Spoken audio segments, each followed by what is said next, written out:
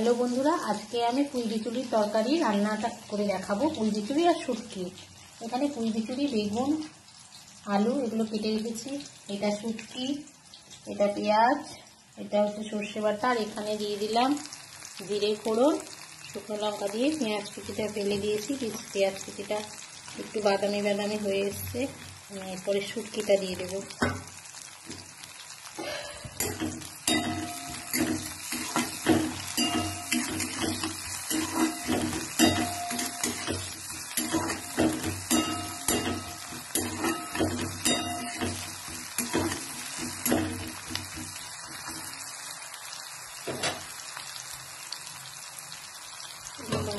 বাদামি হয়ে এসেছে। এবারে আমি শুটকিটা ফেলে দিচ্ছি।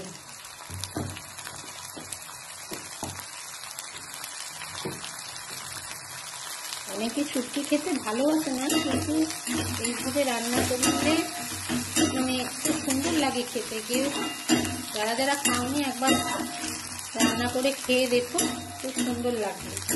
তখন মনে হবে আর একবার রান্না করে খেয়ে দেখি।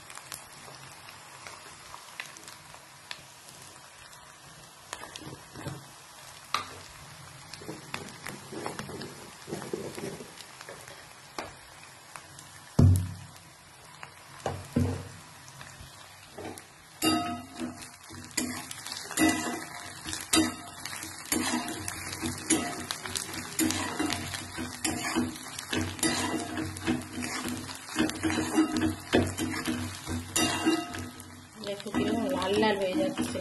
লাল লাল হয়ে গেলে তারপরে ধুয়ে রাখা সবজি ফেলে দিব।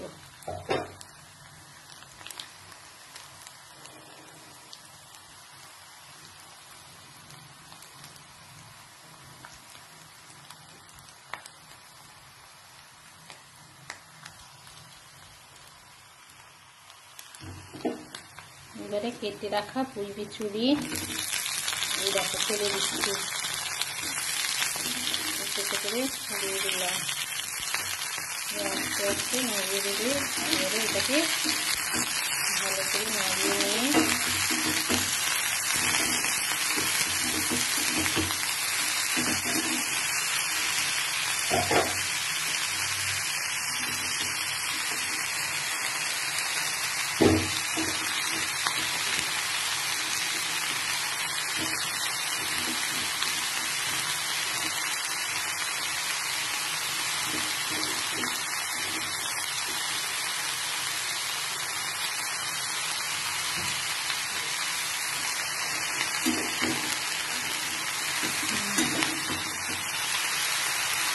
এইভাবে করে কষ্ট করে নাড়িয়ে নেবে।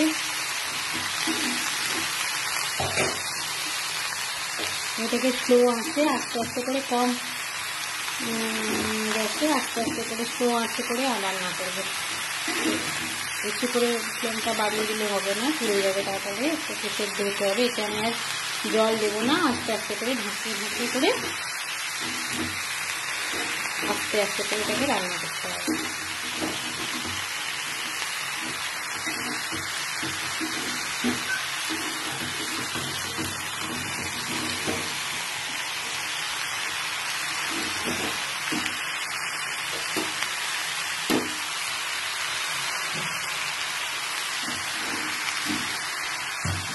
পরিমাণ মতো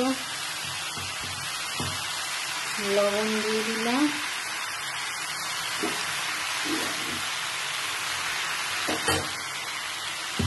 পরিমাণ মতো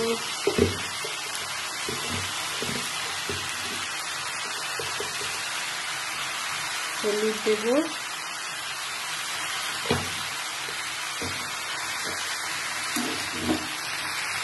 কাঁচা লঙ্কা কাটা দিয়েছি, কেউ যদি বেশি ঝাল খায় একটু গুঁড়ো লঙ্কা দিতে পারো, কিন্তু আমি এখানে দেবো না, কাঁচা লঙ্কা দিয়ে দিয়েছি। তাই এবারে সর্ষে বাটাটা দিয়ে দেবো, দিয়ে একদম ঢাকা মেরে দেবো 10 মিনিট।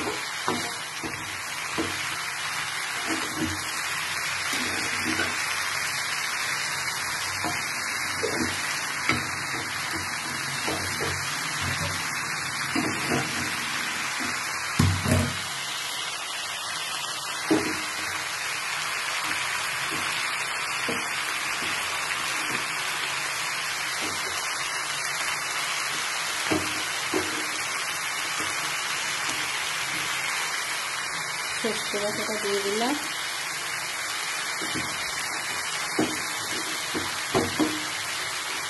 এই দেখো সর্ষে বাটাটা বড় হয়ে গেছে, সর্ষে বাটাটা দিয়ে দিলাম, ফুটে রেখে দিয়েছিলাম তো তেমনি বড় হয়ে গেছে।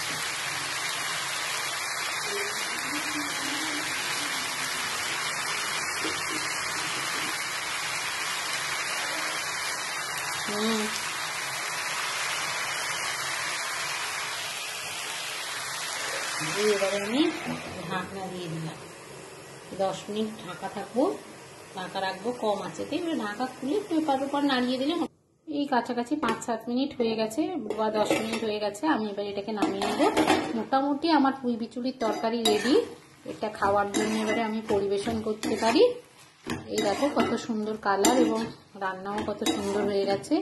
তোমাদের যদি এই রান্না কারোর ভালো লেগে থাকে তাহলে কমেন্ট করে আমার ভিডিওতে জানাবে অবশ্যই। বাই। কমপ্লিট আমার পুঁই বিচুলির তরকারি, দেখো কত সুন্দর দেখতে হয়েছে।